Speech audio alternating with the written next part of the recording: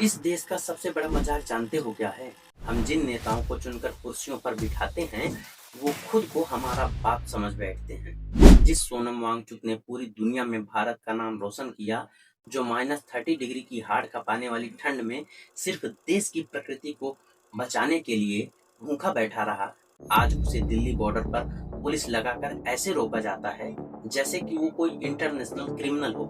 अरे भाई, सीधा सा गणित है, समझो। तुम किसी दुकान या ऑफिस में एक नौकर रखते हो और वो नौकर रोज तिजोरी से पैसे चोरी करे, दुकान का नुकसान कराए और ग्राहकों को भगाए, तो तुम क्या करोगे? लात मारकर उसे नौकरी से बाहर फेंक दोगे ना? तो फिर देश के सिस्टम में ऐसा क्यों नहीं होता? यहाँ बड़े बड़े मंत्रियों के नाक के नीचे से कंटिन्यूअस पेपर लीक हो रहे हैं, करोड़ों युवाओं का करियर तबाह हो रहा है, लेकिन मालिक यानी कि जनता चुपचाप तमाशा देख रही है और उन नौकरों को सस्पेंड करने के बजाय उल्टा वीआईपी सिक्योरिटी दी जा रही है। ये सरकारें किसी निकम्मे अफसर या मंत्री का इस्तीफा क्यों नहीं लेती? पता है, क्योंकि इन्हें डर धर्मेंद्र प्रधान या किसी और के हटने का नहीं है।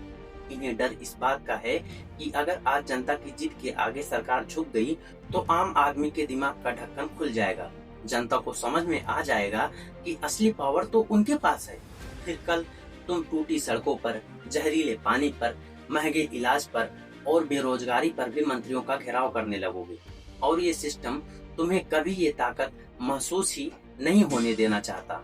वो जो बड़ी बड़ी रैलियों में आकर भाषण झाड़ते हैं ना कि हम तो जनता के सेवक हैं, भाई ये दुनिया का सबसे बड़ा झूठ है।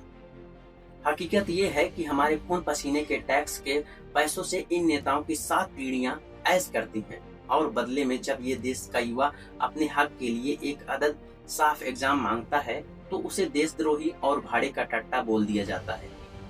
तुम चाहे सोनम वांगचुक के विचारों से सहमत हो या ना हो, लेकिन आंखें खोलकर ये सच देख लो, एक इंसान को जेल में तो डाला जा सकता है, लेकिन उसके पीछे खड़े करोड़ों युवाओं के गुस्से को कभी दबाया नहीं जा सकता।